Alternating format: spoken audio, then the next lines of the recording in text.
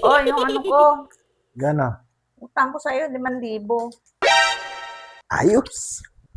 Ano nga pala, due date na tayo ng kuryente, magbabayad ako. Saan naman yun? 2,000. Oh, kuryente. Ayos, may tira pa. O yung ano pa, yung tubig. Oh, Babayad din, due date din yun.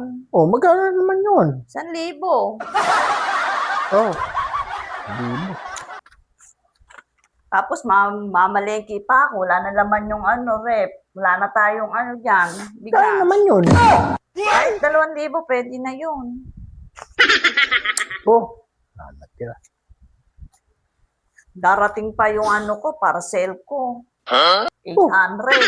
Wala na. Wala na binigay mo 5,000. Ginawa mo rin, di ba? O, bunuhan ko muna yun, May utang ka sa akin, Ay, utang pa ako ngayon.